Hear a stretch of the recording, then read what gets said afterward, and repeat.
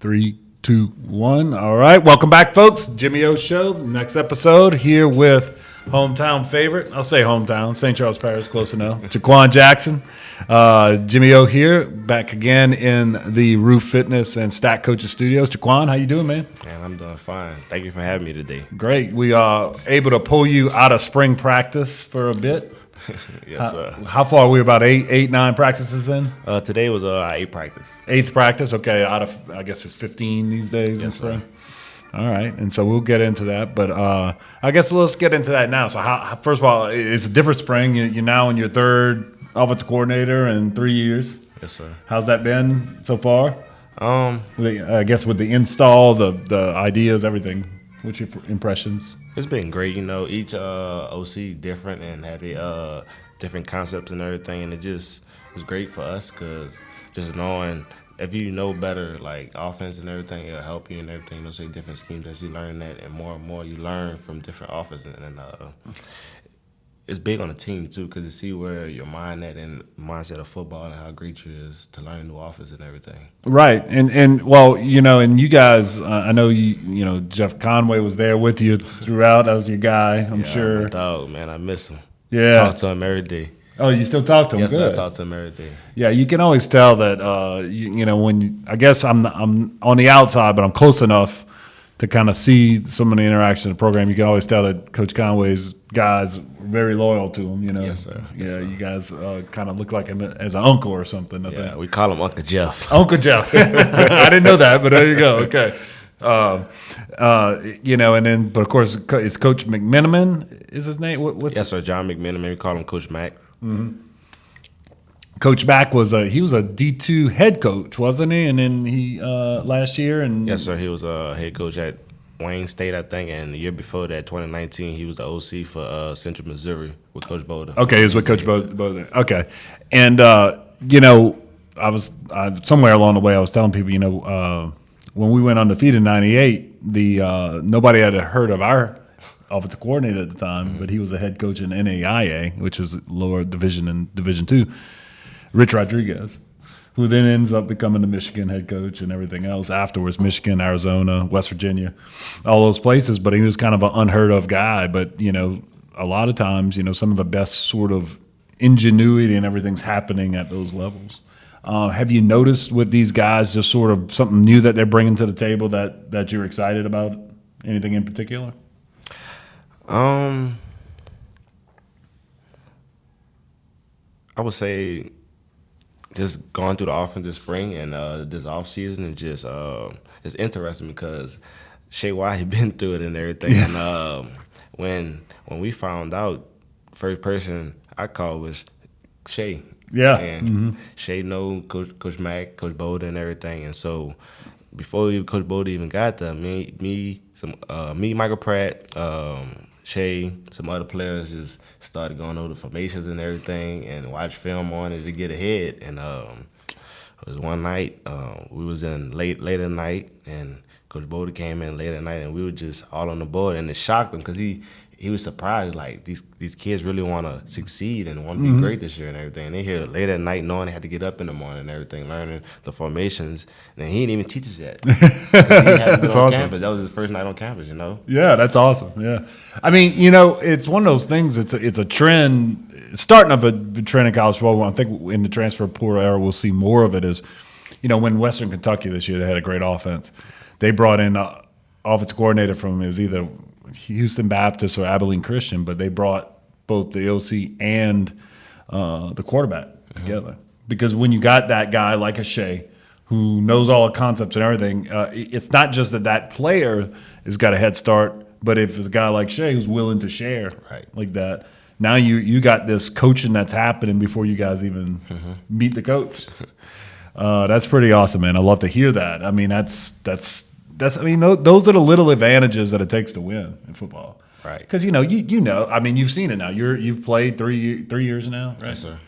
And, you know, the difference between winning and losing in so many of our games, you know, well over half our games has been 1 play here, 2 plays here. I mean, it's 5 plays in a game. I think Coach Fritz will often say that. Five plays are coin tosses, and if you win enough of them, you're going to win the game. And so any little advantage you can gain I mean, it ends up paying down the road. Right.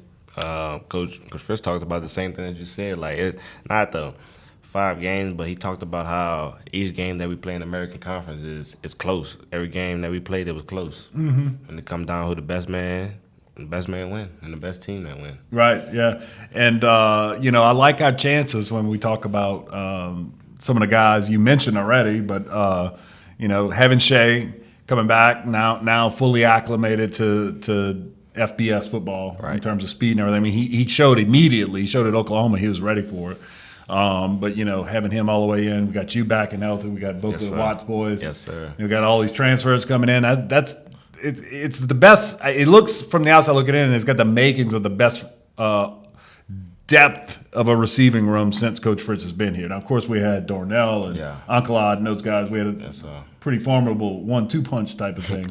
But now we're 5, 6, 7 deep of pretty talented guys. Right. That's the main thing this year. We have a lot of receivers and we got a lot of depth, so we can relieve ourselves and have fresh legs each game. You know what I'm saying? Each play to help us through the first quarter, second and third quarter, and fourth quarter, just to finish better than what we did in the past. And that's the main thing Coach Boda talked about, just putting a lot of receivers in just to get us going and move fast and everything to get defense off their foot. Yeah, and one thing you see when you look at Coach Boda's sort of offenses in the past, you see a bunch of different guys contributing with big numbers in terms of efficiency. When I say efficiency, I mean, everybody's over 10 yards a catch, but they're deep into the teens, like 13, 14, 15 yards a catch.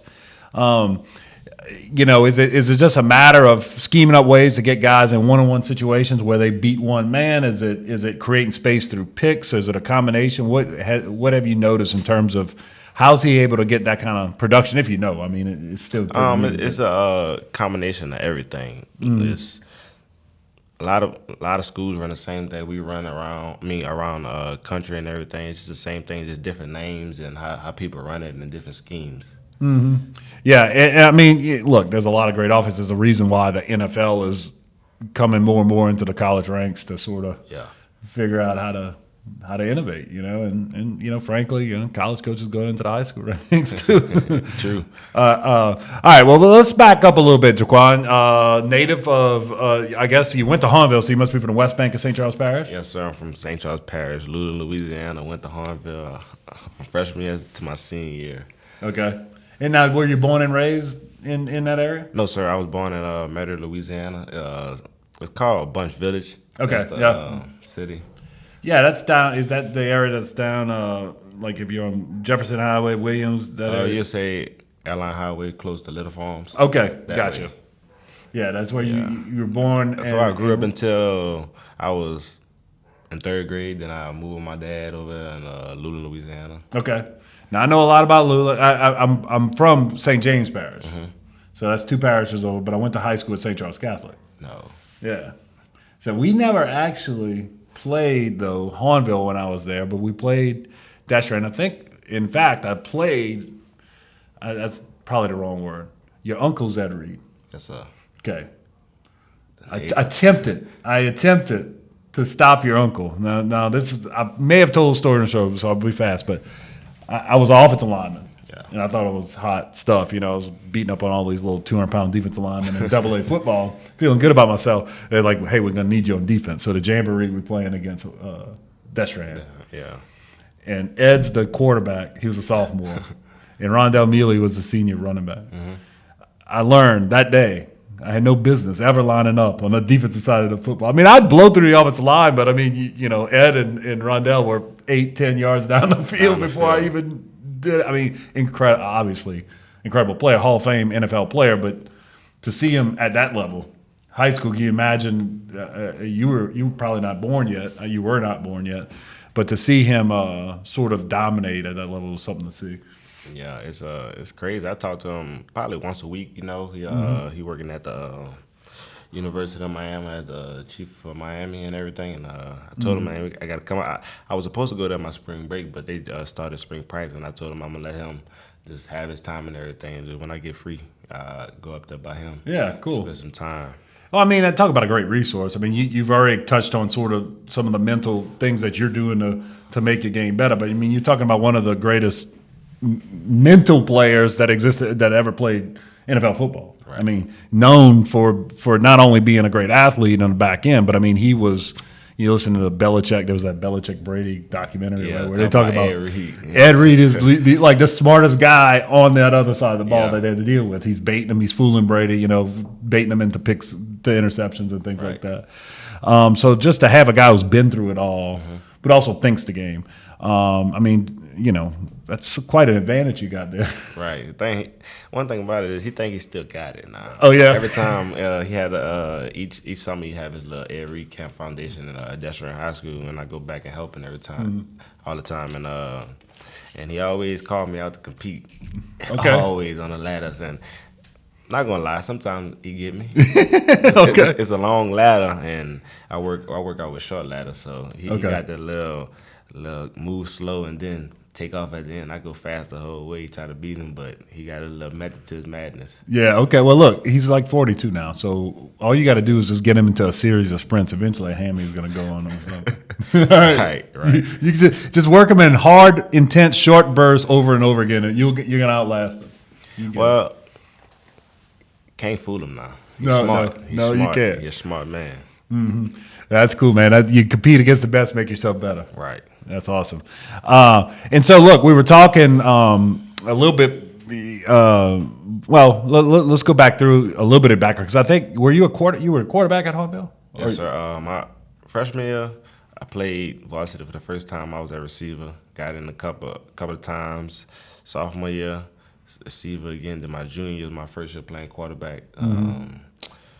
Never played. I played in middle school, but I really didn't know the fundamentals. But my first year really playing on the varsity level at quarterback and everything, just learning and everything. And that's the year we went to state championship. Yeah. And we won the district that year and everything. We was excited. We knew we was gonna go and made it to the state championship. On the day of the state championship, we went to Superdome riding. We got Puka, my friend Anthony Williams, played for the Cincinnati Puka Bengals. Williams, yeah. He told me, he said, "Quan, I'm going for 600." I said, "Let's do it, man. Let's do it." So he scored the first drive of the series. Came back on the second series. I tore my MCL. And every time I step in that same facility, I think about it. Oh, every man. time. Yeah, of Just course. flashbacks. Yeah, that's tough. That's a tough way to go. I mean, I guess so. You got hurt second series, out for the game. Did y'all end up? I came back. You played? I came back. They put me at receiver, and then he went to quarterback. But it wasn't too much I can do. Yeah. So Decoy, basically. right. Yeah, at that point. And so Puka was on that team. I mean, he was a outstanding college running back. Kansas, kind of a one man show there. Yes, sir. Who else was on that team? That anybody else, or I guess anybody else went on the college ball. Adonis was been a younger guy. Adonis was on our team. Yeah. Crazy thing about it, that's my cousin. Adonis Freeland's your cousin? Okay. He's my cousin. But he played a little bit, I think. I can't really recall at that time. Mm-hmm. But Adonis, Michael Gray, who had Nichols, Larry Dixon, who had Southern, Jamel Bird, who had Southern. Okay. Jacoby Scott, he played at Grambling. We had Torrin Barn. He played at Langston University. He just graduated. Yeah, We had a couple other guys, but they stopped playing. So that one dude named Monty Jernigan, ULM. Noah Zarang, he played at Arkansas Monticello. Another dude named Jalen Singleton, he played at Arkansas Monticello too. Okay. They always recruit down there. Yeah, My high school running back, who's a year older than me, he went to Arkansas Monticello. It's strange. They came down to River Parish to get guys. Yeah. They picked them on. They love the real parish. Yeah. From here to home. Yeah, well, I mean, look, for good reason. There's a lot of good football. The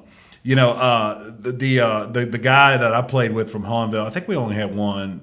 We had some other guy. We had a bunch of guys from St. James actually back then, but Horace Raymond. I don't know if you remember that name around. Horace was an all-state running back 2 or 3 years at Hahnville, and then he was one of the running backs at Tulane when I was there. I don't know if Horace ever makes it around.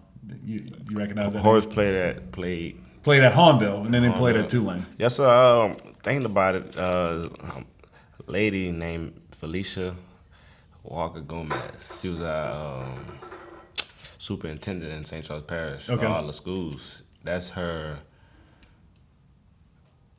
forget. That's her son-in-law. Okay. So every time I go there, she talk about him and everything. I met him.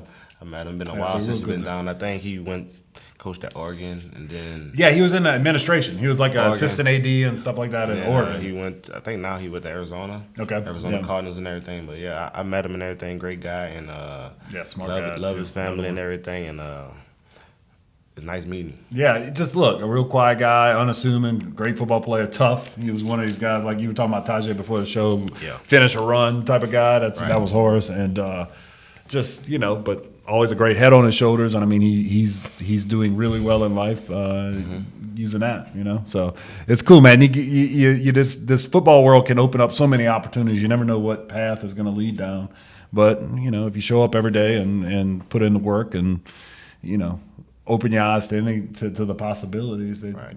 they present themselves. So, well, let's talk about your opportunities. So, we were talking a little bit about the show, about some of the work you're doing, but and you mentioned Shay, but you were telling me about your jugs routine you got going right now. Yes, each morning I get up at 5:00, get to the facility at 5. Well, get up at 5, get to the facility at 5:30. Start catching jugs, and a couple of guys come and catch. Me, Tajay, Shay, some other guys come. But that's the same routine from have something different from last year to make it like 1% better than last year.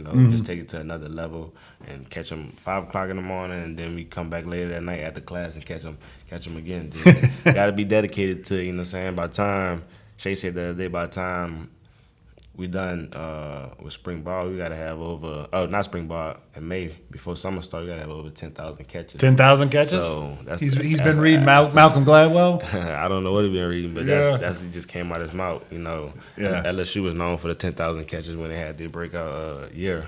Oh, really? Okay. Yes, sir. Well, look, that's probably that's a pretty good example with Chase and Jefferson, Marshall, Yeah. those guys. So, that was from your rival, by the way. Yeah, it was. Justin I Jefferson, a played. rival, Destrehan. It was hard playing against him.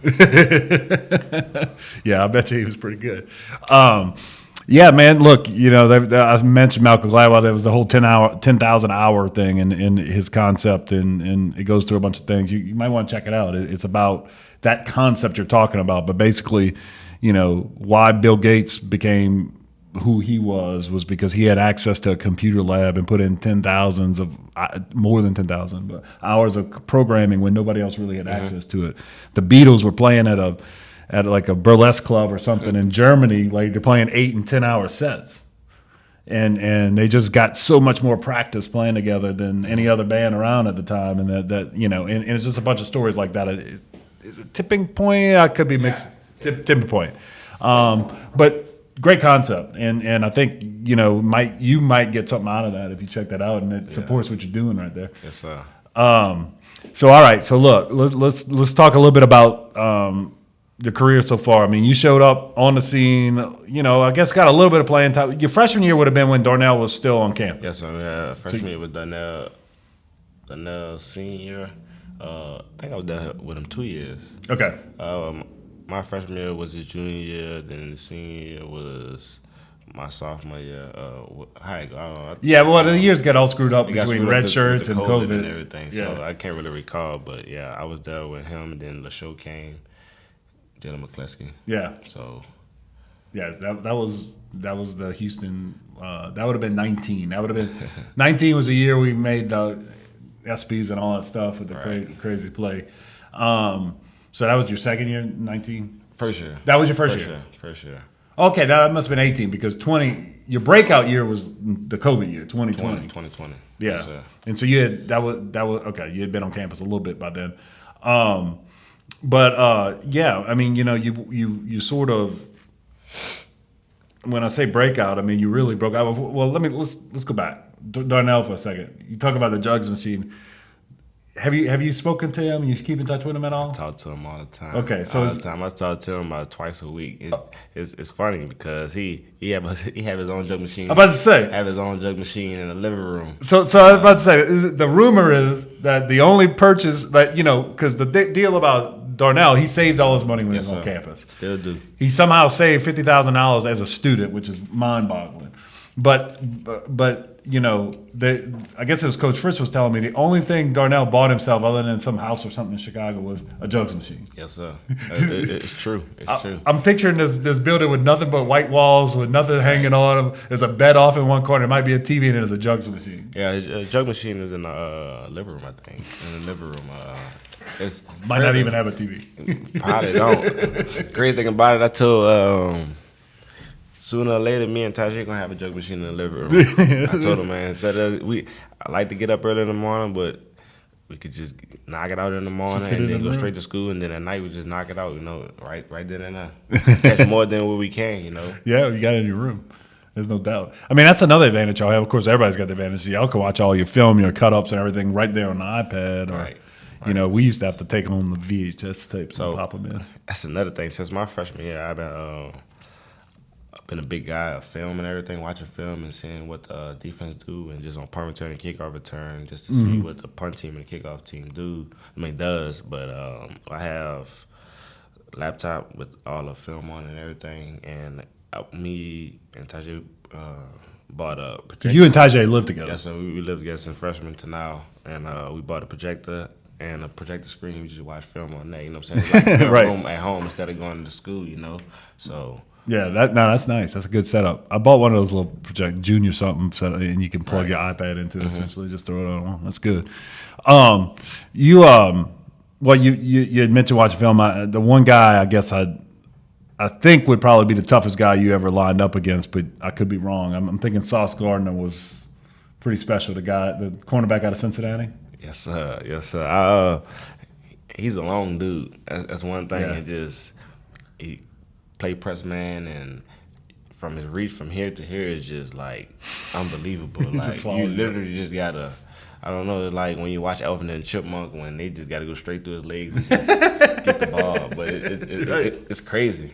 Yeah, I mean, it was to the point that people you just didn't mess with him. It's kind of like the old days with Deion Sanders. It was like, just look, we're gonna take our chance on the other side of the field. I don't care if you know what's coming. Right. I'm not gonna throw it at that guy. And even Alabama, they wouldn't really test him. I mean, they threw a couple little screens or something underneath him, but he was a good tackler too. I mean, should be the first cornerback in the draft this year. We'll see. We shall see. Got a little competition, but all right. So let's talk about that breakout year. Jha'Quan, you played a little bit up to that point, but then come 2020. Darnell and all those guys are now gone, and we need people to step up. Deuce and Thad had come in, but those of us partial to the River Parishes, we was like, well, let's keep an eye out for Jha'Quan. And sure enough, 8 touchdown receptions that year, another one rushing. I guess were you confident all the way through up to that, even before that moment was going to come for you, or was there moments where you kind of doubted whether it would arrive? Just going back to freshman year, just watching how Jalen McCleskey and Darnell Mooney just like represent themselves the way they do things on and off the field. I just watched them and just took that into under my wing and everything, and see how they moved and everything. And I was like, I want to be like them one day. Like just seeing how they do things and everything. And then we started, as that season went by, we started to work out. To work out every week, every day during the summer and everything, and then that's when me, Darnell, and Jalen would just kill it all the time. Then one day Darnell he'll tell me, you got it, bro. You got it. You just keep working. You got it. You're going to be special. And from that day on, I just took it and just elevated and just took that with a grain of salt and just went, you know what I'm saying? And just work hard each and every day and just work hard. Yeah. And when I watch you play, I think there's a suddenness. When I say suddenness, what I mean by that is one of the first plays where I was like, oh, when I felt what Darnell felt it was a punt return, I believe, where you just you caught it and you just you let the play set up. So many guys, they're nervous back there, whatever, in that situation for good reason, because you can get your head knocked off, and you just you waited about a half a second longer than anybody else would to kind of let guys get in position where you hit them with like a boom, boom, and then you were gone. It was some 40, 50-yard return or something. It was just kind of like a sort of a matrix type of thing where you just looked like you were seeing the field at a different speed than everybody else. Is that sort of your strength of your game where you just so confident that your short speed, quickness, and burst is going to win the day that you're able to sort of I never had any of that, so it's hard for me to even describe. But I mean, is that what you look at as like I can beat anybody in this little small space, and I'm going to use that? I mean, you got good straight line speed as well, but is that the best part of your game, you think? Before I answer that, which game is you talking about? I don't even remember what it was. It was. I don't remember the game. It was a punt return. It was when you first took over. Oh, okay, I remember. Punt return duties. At UCF, first time getting my punt return. Yeah. It's going through the play and everything. Coach put me out there. He said, "You ready?" I said, "I'm ready, Coach." I've been asking. You know what I'm saying? I've been asking the whole time, can I get back there? So finally getting back there. And thing about it is went out there. I think they jumped off sides. So they already was backed up to the 5, so they backed up to the 2 or the 1, I think, I believe. So that would made it better for me because he had to rush the kickoff to get it so he wouldn't get a safety touchback. You know what I'm saying? So when I saw it off the foot, I had to open up the gate and get back, and had people on the UCF sideline yelling at me, like the players yelling at me, like, drop it, drop it, drop it. So I see the first guy come to me. I shook him, what you saying? I waited, then I shook him. Right. It really wasn't no type of return, any return that I wanted, you know what I'm saying? Because we didn't have no, like, vertical right and all that. It just wherever the space was at that time. But I saw it, and I just hit it with full speed. I wish I would have scored, but I didn't know I stepped out of bounds. Right. That's right. That's what happened on that play. But you know why that jumped out to me, though, is because – you know, what we've seen over the years, that Coach Fritz has narrowed this gap. But, I mean, Tulane typically has been at a sort of athlete disadvantage compared to UCF. Whether it's the interior guys and just the size, the size and strength combination, or is the elite skill guy. And it's like, well, okay, well, that's one we got that can play with those guys, you know. And then now, you know, you look around the field, there's a bunch of them now. But, you know, it's sort of this bias you got going in. It's like, I don't know if we got enough guys. We look too small. We look too whatever. And it's like, well, no, Jha'Quan ain't too slow. But he's fast enough. He's quick enough to play with UCF, which at the time, that was UCF, you know, right on the heels of their undefeated season and everything, you know. Yes, sir. And so, and then, I mean, just throughout that season, now we had a threat at punt returner. We saw it, you know, and you got some kickoff return work in.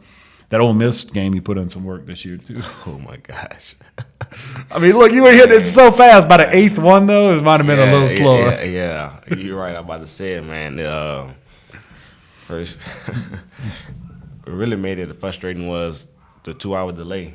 We was ready, and we was ready when the game was played at that time that they pushed back. But we was just in the locker room, just tiny little ready locker to play, room. tiny little locker room, and we ran out of snacks. They had to go get some snacks for us and everything. We was hungry and everything, sitting there and just chilling, you know. And we were just adrenaline was pumping. Then it went down. We had to bring it back up. We didn't think we wasn't gonna play that night. We got home at 3:00, I think, and we finished the game at 11. I don't even know how I remember all this because I had a concussion.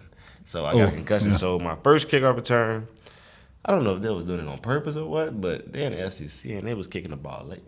kicking the ball short. Yeah, they would. And they was kicking the ball short and they wanted to return. And I was getting 30 a pop every time. So the first kickoff return I get, doof, my top chin strap, my bottom chin strap came off.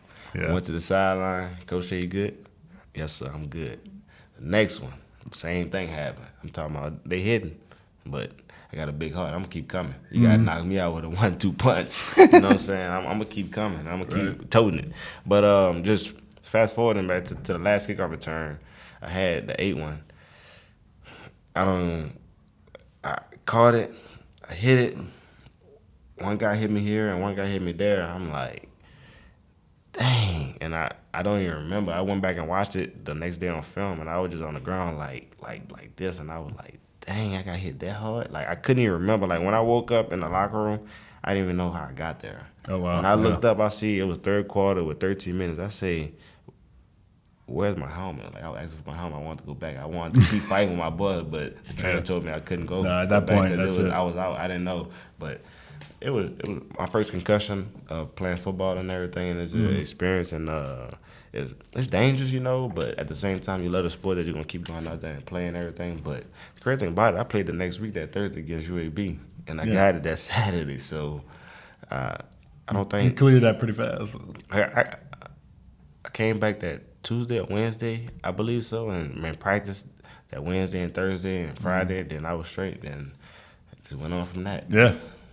Yeah, man. I mean, it's scary stuff. I mean, and y'all know so much more now. When I was playing, you had to get knocked out. Like you had to actually like go black where for them to even diagnose as a concussion. Like you got that little temporary boom bell rung thing or whatever.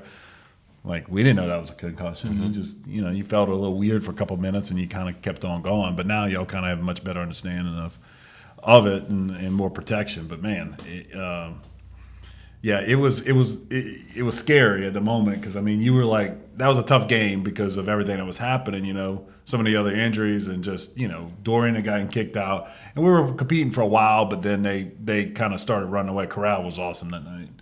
And, our defense wasn't quite – I don't think – we talked to a lot of defensive guys. I don't think they quite knew exactly what Coach Hant was trying to accomplish. It wasn't quite there yet in terms of everybody being on the same page like we saw later in the season. And so, I mean, that guy against, a defense that didn't quite have its swagger yet, I mean, he was unbelievable. And so they, it kind of got away. But, like, throughout the game, it's like Jha'Quan's giving it to us every kick return at least. I mean, that was showing that – at least Tulane's not backing down from this fight. We might be outgunned tonight, but we're not quitting, and they finally got you on that last one. I was like, oh, man, this is just a bad night. We got to get out of here. We got to shut this one down. My son and I went and sat in the rain. We went to the game. We drove up there and sat in the rain and waited it out. And I was tired of waiting it out, and I love watching football. I can't even imagine being in a locker room with, like you said, what happens, Adley, I mean, you really the whole week is designed to kind of have you at that peak adrenaline moment. You do all these things for hours in advance so that in that moment you're at your peak performance level, right? In terms of physical, fatigue and all that's out of your body, that you're fueled right, you got your food right, hopefully you got your sleep right. Yeah. You got your adrenaline ready and then okay, y'all just sit there for 2 hours. While Ole Miss, I'm sure in their home locker rooms got recliners and all the snacks in the world, and they're good. The crazy thing about it, they was in the inside facility the whole time. Okay, so they was repping everything out, and that's that's their stadium and everything. We ain't had that much room and everything, so we had to work with the space that we had. But just going with the kickoff return, punt return. That's and receiver, but when Manny was talking about the kickoff and punt return, I love it. Like I love it. I'm a cocky dude, you know what I'm saying? When I'm back there, I'm gonna take it. You gonna kick it short, I'm gonna take it. Punt return, if you sending your flyer down there, you gotta hit me, You probably saw a lot of balls been not dropped on the ground, but kicked and hit on the ground, and I just scooped it up and just ran, you know what I'm saying? Willow start space. So, make me a little nervous with that. It's kind of same thing with Coach Fritz. Coach Fritz was like, you can't really... But he trusts me enough for me to do it and everything, so I appreciate that and everything. So it's just a lot of teams that I noticed is a lot of teams after the breakout season that I had. A lot of teams try not to kick it to me. They try to bait me in. So what I started watching on film, and I know the way that on each team that we play that week, I find just a little small little key to the kickoff team, which way they're gonna kick it and everything. And then I noticed that if they kick it to the right, I'm gonna cheat to the left, and then as soon as they hike it, I'm running to that side, and then running return. And then now I'm playing mind games with them instead of them playing mind games with me. Right. So that's a lot of where my big returns come from and everything, and just setting it up and just the guys that's blocking for me, man. I just appreciate them because without them, it wouldn't happen. You know what I'm saying? To the coach who's drawing it up and everything. Yeah, I mean, it's just a sound special team philosophy has been here. I mean, our return units has just been so much better than the baseline of Tulane. But, you reminded me of something. I think, I could be wrong, but what I think I remember correctly was kicking away to you cost somebody big time because if I'm not mistaken, they're kicking away to you. And when they did that on a kick, Hutterson, Stefan would be would catch it on the away side. Yes, sir. And he took one to the house, right? He took one to the house. That was Memphis, that was home against UCF. UCF. We were playing UCF. They kicked it the opposite way of me, and so at that time we had to regroup. And at 2 seconds, it just me going into off return and he being a returner, and then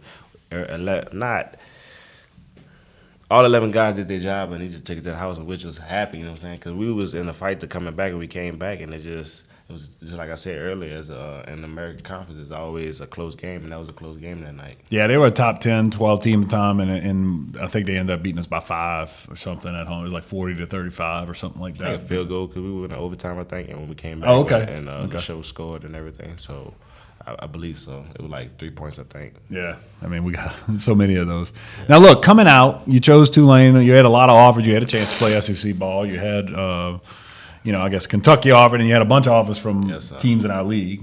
So what was it about Tulane that made you choose Tulane over, SMU and Houston and all these guys? Crazy thing about it, May 24th, 2018, that week before that day, I had took an official visit to SMU, and I went to the official visit and everything. It was nice down there, and Trump was downtown, so we went stayed at the Dallas Cowboys hotel and everything. Okay, and they went out. That night they had a party, and Emmitt Smith threw a party. They had Emmitt Smith, they had Michael Irvin, Dak Prescott, all of them, anybody you could name at the party. It just blew my mind. I'm like, dang. At that time, I didn't really know too much about the recruiting process and everything.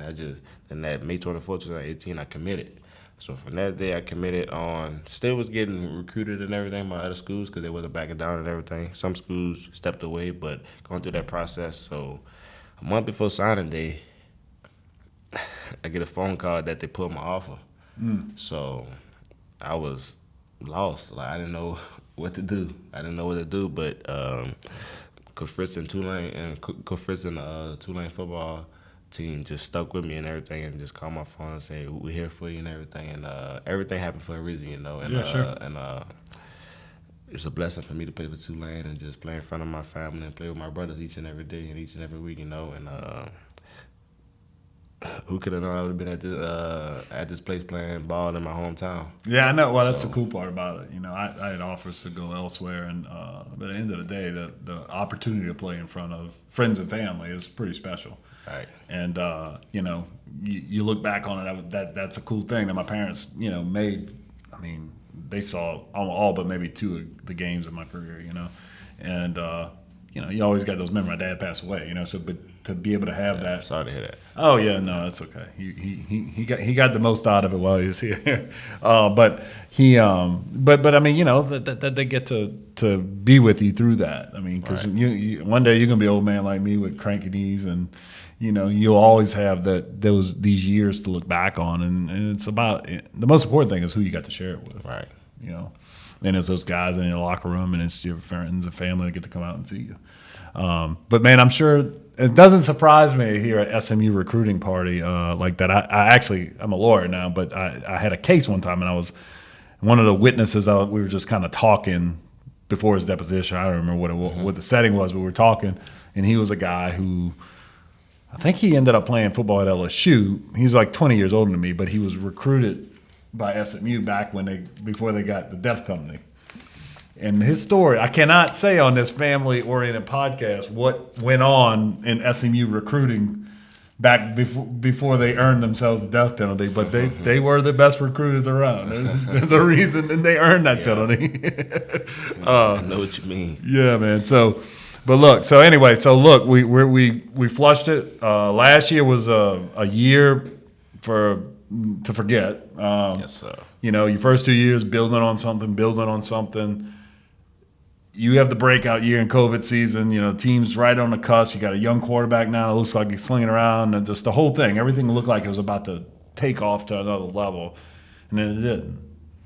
That had to be tough on you, Jha'Quan, to just deal with that sort of letdown of both the season, your physical health, the team results. I mean, take us through a little bit of sort of how you look at it now, looking back, and then how are you looking forward, overcoming what just happened? I would say that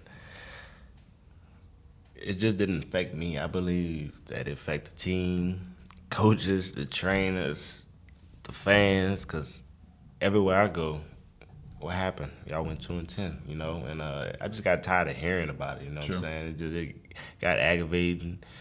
A lot of people say about the hurricane and all of that. Yeah, the hurricane. We was in Alabama for 3 months and everything. It wasn't home. We just had to adapt to a different city, and it's hard, and not being home, worried about your family and everything, making sure they're okay and everything, and just so much going on in your mind, and you trying to play football, and you trying to forget about it, and football is a place where you let out your anger out, but at the same time, you're still worried about others and everything. But just looking back at it. Right now, everything happened for a reason, It teaches us a lesson, and to come harder this year, and we'll have a great year this year. Everybody asks me every time I see him, y'all went 2-10, right? That's in the past. I don't even like talking about it, to be honest, but, I'm willing to talk about it here and everything. But that's a season we flushed down the drain, and Coach Fritz talked about it a lot. Just flush it down the drain. It's 2022 season, right. You know what I'm saying? It's time to make a difference. Make everybody forget about that. You say, I want everybody to talk about the 2022 team, not 2021 team. Yeah.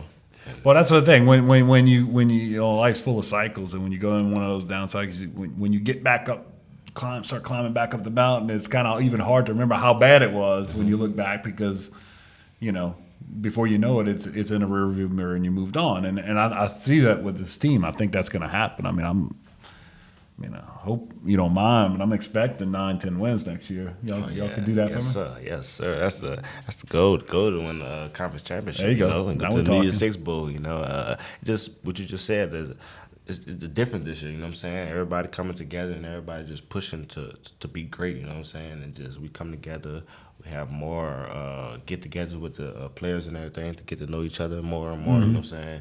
Instead of just hanging with that little one group and everything. And that's probably what happened to a lot of schools and everything, like around the country. They got with COVID and everything. With COVID and everything, had their own clique and everything. And you couldn't do so much, so you had to wear your mask. You had to make sure you didn't be around this person, because if you're around this person, you got to quarantine, even though you wasn't around them. So it really was a lot of things going all around and everything. It just couldn't have a great season where you had to, even though you're a roommate, you hang around your roommate all day, you had to isolate yourself from him, even though you didn't know if he had it or not, or you had it. So it was just kind of crazy. And then I know it was a toll on the coaches to be like, I hope this kid don't get COVID, you know what I'm saying? Because going into that game, if you ain't test negative that Friday, you wasn't going on the plane at away game. So and you find out, you get whole game plan set in place, and then guys not available. So that Monday, Tuesday, Wednesday, Thursday, he okay, but that Friday just positive. Nah, man. I mean, look, we're social creatures. We were created to interact with one another, to love one another, and do all these things, and just there's something so unnatural about that, and it just throws everything off. And then add to it what you had to deal with. I mean, because the one thing, you were on the Marty Smith special on ESPN, but I mean, I knew I had a better perspective of what you went through, because all my people are out in St. James Parish. They, kind of went through LaPlace. That's where I went to high school. And they went through St. Charles Parish. And you guys, you got a big family there. Yeah. And, earlier we were talking about those little advantages you get from watching the extra tape and working the jugs and all that.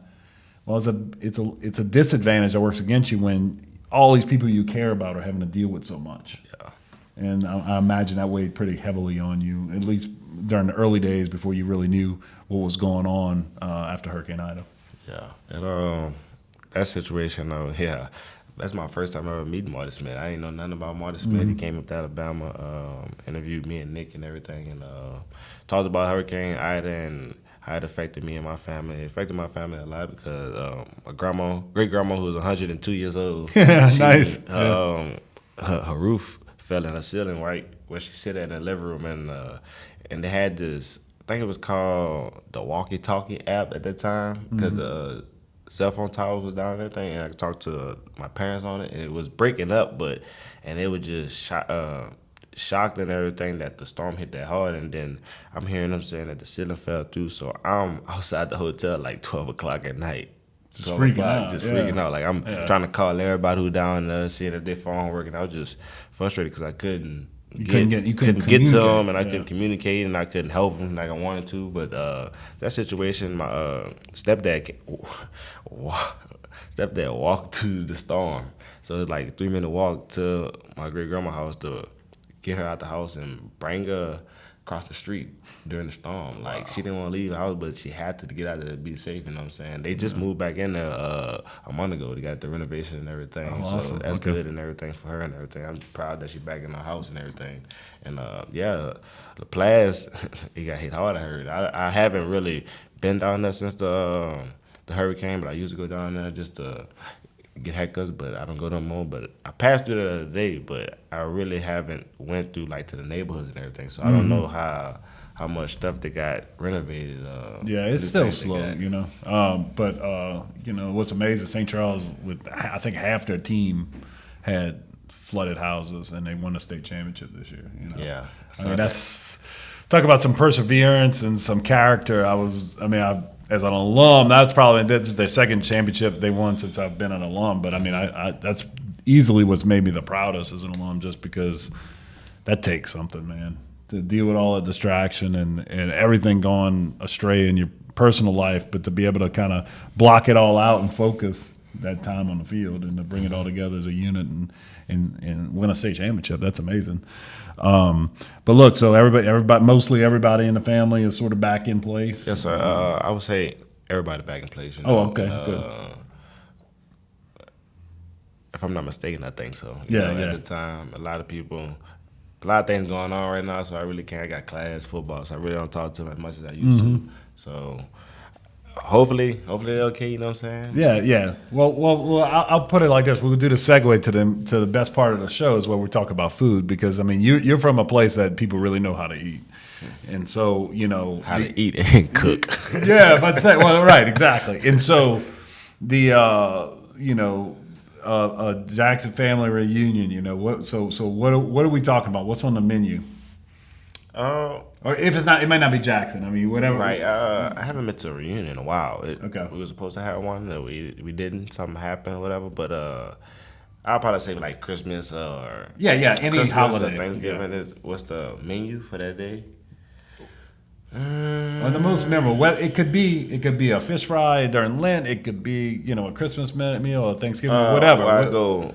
My great grandma. She know how to throw it down. Go from the gumbo to her favorite cake, vanilla cake, coconut cake, to what else? Say gumbo, apple pie. Okay, now we're talking. Stuffed pie. I don't eat the stuffed pie. It's nasty to me. I love the apple pie, but it got What's the stuffed pie? What's in that? I don't even know. It's nasty. Okay. It's nasty to me. Now let's talk about the gumbo though, because you said it twice. Is that good? Good. What's her go-to flavor? Chicken andouille, what seafood? What's the type of gumbo? Seafood gumbo, you know, with crabs, shrimps, and all of that. Ain't no gumbo like grandma gumbo. I tell you that. Right. Everybody cook it different, but just a lot of people don't know how to cook it, but some people do know how to cook it. You know what I'm saying? And a lot of people cook this stuff different. My grandma in Mississippi, she the same way. She know how to cook that gumbo. I ain't gonna lie to you. They cut up with that, but just like the turkey and everything. It's crazy because my pops, he called his mom to how she make her gumbo because he wanted the same way. But I told him, I say, it ain't the same way. You can follow the ingredients, you can't do it the same. You can't do it the same way. You try, but it's good, but it ain't good as grandma. No, but I mean, you got to know. You got to have the time, and you got to know when that roux is just right. You got to know just that a little extra sprinkle of whatever you put in. I mean, it's a feel thing when you're talking about food like that. Right. My grandmother, who I guess she was in her late 80s when she passed away, but her big thing was for Easter she would make crawfish bisque. You ever with the stuffed heads? You ever had that? We all have for Thanksgiving and Christmas. Oh yeah. So it takes time to make now. You got to peel the heads. You got to put the stuff in there and everything. I mean, it was multiple day process to get all them head stuff. But you see, my mom was one of 13, so it was always a big. So we would all get together, and they would actually have to ration out because I mean, she could work for 3 straight days to stuff the heads, but by the time you had 13, 11 of her kids were around, or maybe 10 of the families or whatever were local. And then all their kids, like you had to count out how many heads each family got because otherwise somebody wouldn't get them.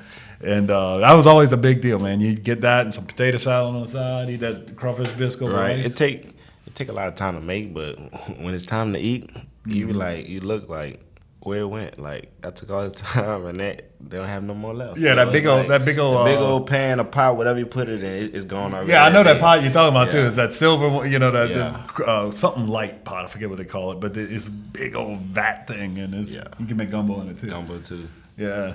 Uh-huh. Oh man, you making me hungry. I know, I'm thinking about it too. I ain't have a home cooked meal in a while, man. No, we got to get you back home. Well, look, this is what we're going to do. We're going to announce it here on the show. Details forthcoming. We're not there, but my Fear the Wave guys, you're one of our Fear the Wave guys. Our producer Bradley has volunteered to be our boiled crawfish chef. And so we're going to throw together a big crawfish bowl for all the Fear the Wave guys and for the supporters of the program, the people that have donated to the collective. We will publish some details in the coming weeks, but basically like a meet and greet with you guys. And we'll promote it, and we'll try to, whatever proceeds we're able to get out of that, we'll use that to sort of help promote y'all's name, image, and likeness, and get y'all some money from that too. But Yes, sir. you don't mind hanging out with some fans eating crawfish, huh? Nothing wrong with that. I love talking about any question that they want to ask me. I talk to them about it, but it's great, man. I learned more about it. My first time hearing about the greenbackers was, I think, 2 years ago when Coach Conway told me about it. And he said, "Man, you gotta." He said the greenbackers love some Tulane, boy. They do. I say, man, they had everything though. They're at volleyball games. Right, They had tennis matches. I mean, it's impressive. Yeah, it is. Those guys, they're talking about they want to get together as a club. They want to kind of pick some people that they want to sort of support and be the face of their organization. So I don't know who they'll pick, but I'll tell them that you spoke highly of them. Yeah. But one of the things I want to talk about is the with NIL and everything. So crazy. Tulane had jerseys in the bookstore and everything. It was always 1 in 34. So it's the one of the things I probably see this past year. You saw a lot of guys and their parents had their jerseys on and everything. So I try to help the guys out and everything to get the jerseys and everything to get to their family and everything with their name on it and everything. It's real artificial, you know what I'm saying? It looks like a real Saints jersey that you buy. It look real and like a everything. game jersey. Like a game jersey that you can wear each and every day and whenever you want to wear it. And I just try to help them out and just put them on, you know what I'm saying? Because I didn't want to be the only person and to be in the stands, my mom and dad with the jersey. I wanted all of them, you know what I'm saying? Like everybody on the team just to feel the same love and everything. And they order a lot too, so that's a big thing I'm pushing for. That's awesome, man. Thing I'm pushing for to get like everybody involved, more to do it. Mm-hmm. So okay, I'll talk to you more about that. Whatever we could do to kind of help you with that, that's great. So all right, so but we're about to wrap up here. So we talked about the home cooked meal. What about I guess give me this. What's the menu when you finally going to get back together? If you can have anything you want, whether from a restaurant or from grandma, from your great grandma, or from whoever, give me the 3-course meal. Or how many of the courses you need? How we starting with the appetizer? What's our entree? What's our dessert, and so forth? No dessert. Go to Applebee's a lot. I get the ribeyes. Okay. But if I'm going home and Pops asks me what I want, is either his favorite spaghetti or my favorite pasta. Okay. I like crawfish pie. I eat pasta all day long. The crawfish pasta is a recurring theme on this show. I'm hearing a lot of that. I love it. Yeah. Okay. We'll keep that in mind if we ever get a chance to break bread. But well, good deal, man. Look, Jha'Quan, thank you so much for your time. Thank you. Appreciate you coming out, and love having a River Parish guy with me back on the show. Much better one than I was, but but beggars can't be choosers. I get the opportunity to do this. He gets to score touchdowns. Everybody wins. So thank y'all for tuning in once again. We look forward to having you again. And signing off from the Roof Fitness Studios, Stack Coaching. Thank you for hosting us once again, Bradley. And thank you, Bradley. We'll see y'all next week. Bye.